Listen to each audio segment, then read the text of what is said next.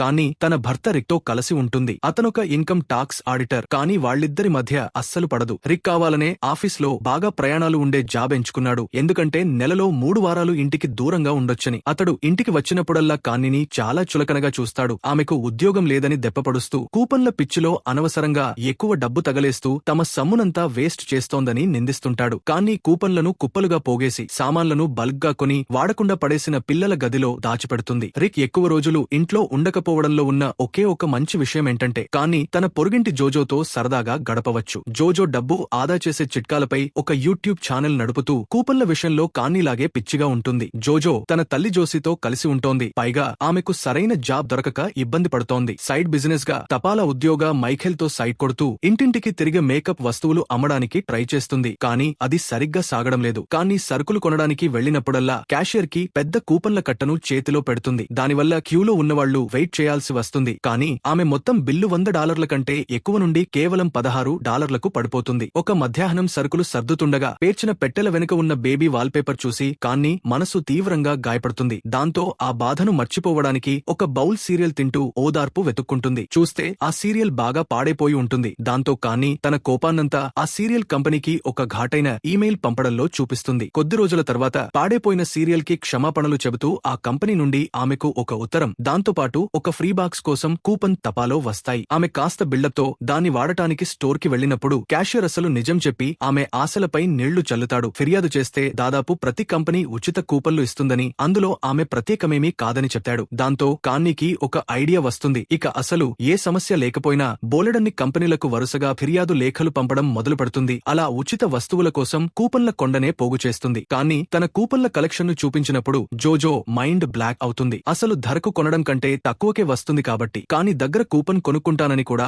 Offer చేస్తుంది. ఆ క్షణంలో కాన్నీకి లైట్ వెలుగుతుంది. ఉచితంగా వచ్చిన వస్తువులను అమ్మితే 100% ప్యూర్ ప్రాఫిట్ వస్తుందని, ఇదొక సూపర్ బిజినెస్ ఐడియా అని ఆమె గ్రహిస్తుంది. ఆన్లైన్లో కొంచెం రీసెర్చ్ చేశాక ఆ కూపన్లు తమ ఇంటికి పెద్ద దూరంలో లేని మెక్సికోలో ప్రింట్ అవుతున్నాయని తెలుసుకుంటుంది. అంటే అక్కడికి వెళ్లి పెద్ద మొత్తంలో నొక్కేసి అమ్మేయొచ్చని ప్లాన్ వేస్తుంది. జోజో మొదట్లో కాస్త అనుమానించినా అప్పులు పెరిగిపోతుండటంతో సహాయం చేయడానికి ఒప్పుకుంటుంది. ఈలోగా నెవాడాలో కెన్ అనే లాస్ ప్రివెన్షన్ ఆఫీసర్ ఒక స్థానిక గ్రాసరీ స్టోర్లో తన డ్యూటీ చేసుకుంటుంటాడు. ఒక క్యాషియర్ కి కూపన్తో సమస్య వచ్చినప్పుడు కెన్ జోక్యం చేసుకుని అది నకలీదని వెంటనే కనిపెడతాడు. ఆ కస్టమర్ ఎన్నో దశాబ్దాలుగా అక్కడ షాపింగ్ చేస్తున్న ఒక వృద్ధురాలు కావడంతో స్టోర్ మేనేజర్ దాన్ని లైట్ తీసుకోవాలనుకుంటాడు. కానీ రూల్స్ అంటే రూల్సేనంటూ కెన్ దాన్ని రిజెక్ట్ చేస్తాడు. కెన్ ఆ విషయంలో చాలా రఫ్ గా ప్రవర్తించడంతో ఆ వృద్ధురాలు కూడా అతడిని గట్టిగా తిట్టిపోస్తుంది. మరుసటి రోజు మెక్సికోలో కానీ జోజోలు కూపన్ల ఫ్యాక్టరీకి చేరుకుని వర్కర్లు డ్యూటీ ముగించుకుని బయటకు రావడం గమనిస్తుంటారు. వాళ్లు అలెజాండ్రో, రోసా అనే జంటను ఎంచుకుంటారు. వాళ్లు ఇప్పటికే రూల్స్ బ్రేక్ చేస్తున్నట్లు అనిపించినా ప్రమాదకరమైన వాళ్ల మాత్రం కనిపించరు. వాళ్లు తమ కార్లో ఆ జంటను ఫాలో అవుతారు. కార్ హైజాక్ చేయడానికి వచ్చారేమోనని ఆ జంట భయపడుతుంది.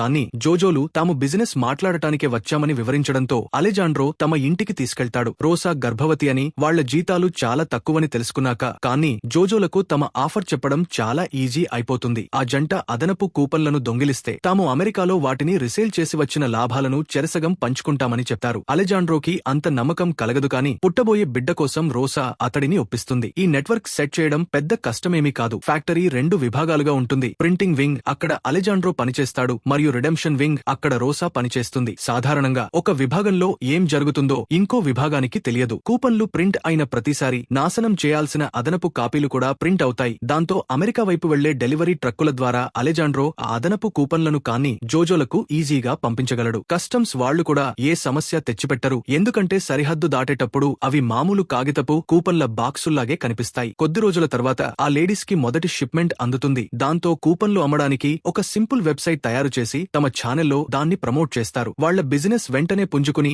డబ్బుల వర్షం కురుస్తుంది. కానీ గ్రాసరీ స్టోర్లు ఏదో తేడా జరుగుతోందని గుర్తించడానికి ఎక్కువ సమయం పట్టదు. భారీగా డబ్బు నష్టపోతున్న స్టోర్ మేనేజర్ల నుండి కెన్కు వరుసగా లేఖలు, ఫోన్ కాల్స్ వస్తాయి. దాంతో అతను లోతుగా దర్యాప్తు చేసి ఒక కూపన్ కొనుగోలుకు లింక్ అయిన క్రెడిట్ కార్డ్ నంబర్ను ట్రేస్ చేస్తాడు. తన ఇన్వెస్టిగేషన్ మొదలైన 11 రోజులకి ఆ కూపన్ వాడిన గృహిణిని కెన్ పట్టుకుంటాడు. అలాగే ఒక నల్లజాతీయురాలైన మహిళ యూట్యూబ్ లో ప్రమోట్ చేస్తున్న వెబ్సైట్ గురించి తెలుసుకుంటాడు. తన ఆఫీస్ కి తిరిగి వచ్చి కెన్ ఆ సైట్ ఓపెన్ చేసి కూపన్ల సేల్ ను చూస్తాడు. ఈలోగా చాలా తక్కువ సమయంలో అతిగా డబ్బు రావడం వల్ల తమ పేమెంట్ అకౌంట్ ఫ్రీజ్ అవ్వడంతో కానీ జోజో పానిక్ అవుతారు. ఆ ఫండ్స్ అన్ఫ్రీజ్ అవ్వాలంటే తాము లీగల్ బిజినెస్ నడుపుతున్నామని నిరూపించుకోవాలి. అదెలా చేయాలో తెలియక వాళ్లు టీనా అనే ఒక ఫేమస్ డార్క్ వెబ్ హ్యాకర్ ను కలుస్తారు. అంత నిర్లక్ష్యంగా ఉంటూ డిజిటల్ ఆధారాలు వదిలేసినందుకు టీనా వాళ్లకు గట్టిగా క్లాస్ పీకుతుంది. జోజో వీడియోలను డిలీట్ చేసి తమ డబ్బును వైట్ చేసుకోవడానికి ఒక డమ్మీ కంపెనీ ఎందుకు అవసరమో వివరిస్తుంది. ఆమె వాళ్లకు నకిలీ ఐడీలు, బ్యాంక్ అకౌంట్లు, ఒక సేఫ్ హౌస్ ఏర్పాటు చేసి 6 నెలల వరకు ఒక్క పైసా కూడా ఖర్చు పెట్టవద్దని, అప్పుడే వాళ్ల నిజమైన పేర్లకు లింక్ ఉన్న ఆధారాలు కనుమరుగవుతాయని హెచ్చరిస్తుంది. టీనాకి 10% కమిషన్ ఇవ్వడానికి వాళ్లు ఒప్పుకుంటారు. దాంతో ఆమె వాళ్ల ఫైళ్లన్నీ సేఫ్ గా ఉంచడానికి ఒక ఎంక్రిప్టెడ్ ఫ్లాష్ డ్రైవ్ ను ఇస్తుంది. టీనా వాళ్ల డిజిటల్ ఫుట్ ప్రింట్ ను తుడిచేయడంతో కెన్కు ఆన్లైన్లో ఏ ఆధారాలు దొరకవు. అతను తన ఆధారాలను ఎఫ్బీఐకి తీసుకెళ్తాడు. వాళ్లు చూస్తున్నట్లు నటించిన లోపల కూపన్ ఫ్రాడ్ ని చూసి నవ్వుకుని ఆ ఫైల్ ను తమ దగ్గర అత్యంత దిగువ స్థాయి డెస్క్ వర్కర్ అయిన ఆల్బర్ట్ పై తోసేస్తారు. ఆల్బర్ట్ కి వేరే ఏ పని లేకపోవడంతో ఆ కేసును చేతిలోకి తీసుకుంటాడు. టీనా ఇచ్చిన ఫేక్ ఐడీలతో పాటు జోజో మేకప్ బిజినెస్ ను కవర్ గా వాడుకుంటూ వాళ్ల కూపన్ దందా మళ్లీ భారీగా డబ్బులు కురిపించడం మొదలు పెడుతుంది. ఈలోగా కెన్ రోజువారీ వాయిస్ మెయిల్స్ ఎఫ్బీఐకి పంపుతూనే ఉంటాడు. 6 నెలలు గడిచిపోతాయి. ఆ లేడీస్ తమ డబ్బు ఖర్చు పెట్టడానికి ఆతృతగా ఉంటారు. కానీ ముందుగా ఆ డబ్బును వైట్ చేయాలన్న టీనా రూల్ వాళ్లకు గుర్తుకొస్తుంది. రిక్ ఒక క్లయింట్ గురించి చెప్పిన కథ కానీకి గుర్తుకు వచ్చి తాము ఖరీదైన లగ్జరీ వస్తువులను కొని ఆ తర్వాత వాటిని అమ్మేసి వచ్చే లీగల్ డబ్బును జేబులో వేసుకోవాలని డిసైడ్ అవుతుంది. తమ కాస్మోటిక్స్ కంపెనీ జీతాల కోసమని నమ్మించి అనేక బ్యాంకుల నుండి పెద్ద మొత్తంలో క్యాష్ డ్రా చేస్తారు. ఆపై స్పోర్ట్స్ కార్లు, బోట్లు, ప్రైవేట్ జెట్ ను కొంటూ పిచ్చిగా ఖర్చు చేయడం మొదలు పెడతారు. ఈలోగా కెన్ ఎంతగానో ఎదురుచూస్తున్న కాల్ ఎఫ్బీఐ నుండి చివరికి వస్తుంది. ఎవరో ప్రో డిజిటల్ ఫుట్ ప్రింట్ ను తీసేయడం వల్ల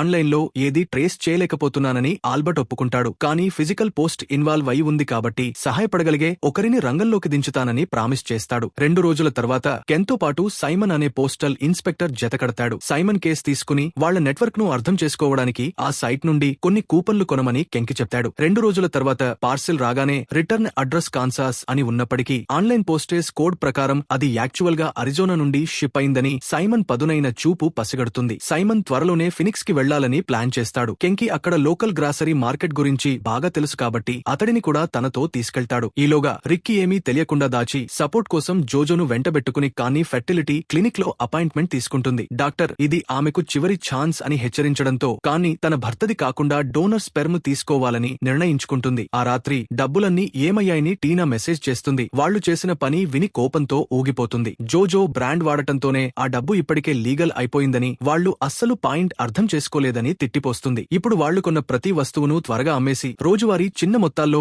ఆ డబ్బును మళ్లీ బ్యాంకులో మెల్లగా డిపాజిట్ చేయాల్సి వస్తుంది. రిక్ తన లేటెస్ట్ టూర్ నుండి తిరిగి వచ్చాక కొత్త ఫ్యాన్సీ టీవీని చూస్తాడు. దాంతో కానీ తనకు సేల్స్ జాబ్ వచ్చిందని, కూపన్ల గొడవ వదిలేశానని చెప్పి కవర్ చేస్తుంది. ఈలోగా కెన్ సైమన్లు కూపన్ల పిచ్చి ఉన్న ఎవరైనా కనిపిస్తారేమోనని స్థానిక క్యాషియర్లను ఆరా తీయడం మొదలు పెడతారు. ఒక క్యాషియర్ ని అడిగినప్పుడు అతనికి ఆమె పేరు తెలియదని చెప్తాడు. కానీ ఆమెను పర్ఫెక్ట్ గా డిస్క్రైబ్ చేసి ఆమె వాడే మాటలను చెప్తాడు. దాన్ని కెన్ వెంటనే వెబ్సైట్ నుండి గుర్తుపడతాడు. మరుసటి రోజు ఎక్కువ కూపన్లు ఉన్న ఏ మహిళనైనా ఎవరైనా గుర్తుపడతారేమోనని స్థానిక పోస్ట్ ఆఫీస్ కి వెళ్తారు. కానీ గురించి ఎవరికీ గుర్తుకురాదు. కానీ కూపన్ల ప్రస్తావన రాగానే మైఖేల్ ఎప్పుడు జోజో యూట్యూబ్ వీడియోలకే అతుక్కుపోయేవాడని స్టాఫ్ అతడి మేటర్ చెప్పేస్తారు. ఈలోగా తమ దగ్గర ఉన్న లగ్జరీ వస్తువులు చాలా ఎక్కువగా ఉండటంతో ఈబే లో వాటిని తెగనమడానికి ఆ అమ్మాయిలు బాగా తిప్పలు పడుతుంటారు. కెన్ సైమన్ మైఖేల్ ని విచారణలో గట్టిగా నిలదీస్తారు. కానీ అతడు నోరు విప్పడు. అతడిని వదిలేయగానే నేరుగా జోజో ఇంటికి పరిగెత్తి ఒక కవరులో హెచ్చరిక లేఖ దాచి మామూలు పోస్ట్ తో పాటు పెట్టి వెళ్తాడు. దాన్ని ఆమె తల్లి జోసి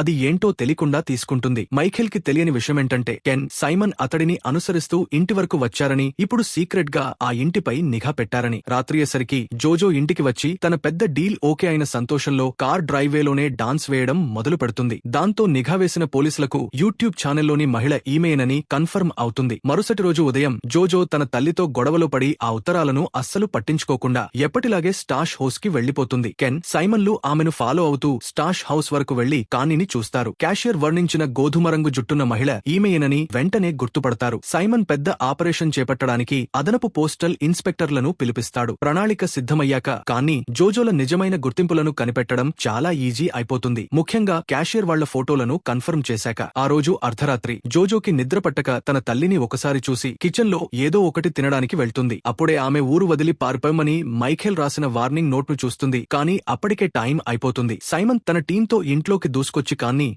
జోసీలను అరెస్ట్ చేస్తారు. ప్రభుత్వ అధికారులు వాళ్ల ఇళ్లను, సీక్రెట్ స్థావరాన్ని రైడ్ చేశాక ఆ అరెస్ట్ వార్తల్లో మారుమోగిపోతుంది. టీవీలో జోజో ముఖం రావడం చూసి మైఖేల్ షాక్ అవుతాడు. విచారణ సమయంలో రిక్ జోసీలు తమకేమీ తెలియదని చేతులెత్తేసి అధికారులకు సహకరించడానికి ఒప్పుకుంటారు. జోజో ఏమీ ఎరగనట్లు నటించడానికి ట్రై చేస్తుంది. కానీ ఇన్వెస్టిగేటర్లు అప్పటికే ఆమె హార్డ్ డ్రైవ్ నుండి ఆధారాలున్న వీడియోలను డబ్బులను రికవర్ చేస్తారు. కానీ ప్రతి ఒక్కటి తానేశానని ఒప్పుకుంటుంది. కానీ ఈ మోసానికి 40 ఏళ్ల జైలు శిక్ష పడే అవకాశం ఉందని చెప్పినప్పుడు షాక్ అవుతుంది. జోజోకి పెద్ద శిక్ష పడకుండా కాపాడటానికి కానీ నేరాన్ని అంగీకరించి తనే మాస్టర్ మైండ్ అని నిందంతా తనపై వేసుకుంటుంది. జోజో బెయిల్పై బయటకు వచ్చి తన తల్లే డబ్బు ఇచ్చిందనుకుంటుంది. కానీ బయట పూలగుత్తితో ఎదురు చూస్తోంది నిజానికి మైఖేల్. కానీ అదృష్టం అంత బాగాలేదు. రిక్ వచ్చి ఆమెపై అరిచి బెయిల్ ఇవ్వడానికి నిరాకరిస్తాడు. దాంతో కానీ అక్కడికక్కడే డివోర్స్ ఇమ్మని డిమాండ్ చేస్తుంది. ఇన్స్పెక్టర్లు కూపన్ల మూలాలను వెతుక్కుంటూ మెక్సికోలోని ఫ్యాక్టరీకి వెళ్లేసరికి అలెజాండ్రో, రోసాలు అప్పటికే మాయమైపోతారు. ఎటువంటి ఆధారాలు దొరకపోవడంతో మెక్సికన్ అధికారులు వాళ్ల కోసం రీసోర్సెస్ వేస్ట్ చేయలేమని చేతులెత్తేస్తారు. కానీ ఒక భారీ ఫీజు తీసుకునే లాయర్ని పెట్టుకుంటుంది. ట్రయల్ రోజున ఆ లాయర్ పెద్ద పెద్ద కంపెనీలు కార్పొరేట్ లోసుగులను వాడుకున్నట్లే ఈ లేడీస్ కూడా వాడుకున్నారని కోర్టును ఒప్పించడంలో సక్సెస్ అవుతాడు. ఆ ప్లాన్ సూపర్ గా వర్కౌట్ అవుతుంది. జోజోకి కేవలం 10 రోజుల జైలు శిక్షతో పాటు 1 సంవత్సరం ప్రొబేషన్ పడుతుంది. కానికి 11 నెలల శిక్ష పడుతుంది. పైగా త్వరగా పరోల్ వచ్చే అవకాశం కూడా లభిస్తుంది. ఆ చిన్న శిక్షలను చూసి సైమన్, కెన్లకు తీవ్రమైన కోపం వచ్చి పబ్లిక్ ప్రాసిక్యూటర్ ను నిలదీస్తారు. పరువు పోయే ప్రచారం కాకూడదని ఆ కంపెనీలే జడ్జిని లలితంగా చూడమని వేడుకున్నాయని అతను వివరిస్తాడు. కానికి విడాకులు వచ్చేస్తాయి. ఆమె ఫెర్టిలిటీ ట్రీట్మెంట్ కూడా సక్సెస్ అవడంతో జైలు జీవితాన్ని పెద్ద బేబీ బంప్ తో గడుపుతుంది. పోలీసులు ఈ స్కామ్ కి సంబంధించిన చాలా వరకు క్యాష్ ను సీజ్ చేస్తారు. కానీ నర్సరీ గదిలోని బాక్సులను కేవలం పాత ఆహారం అనుకుని వదిలేస్తారు. దాంతో జోజో వాటిని దక్కించుకుంటుంది. కానీ అందులోనే డబ్బులు దాచిందని ఆమెకు తెలుసు. Please like and subscribe.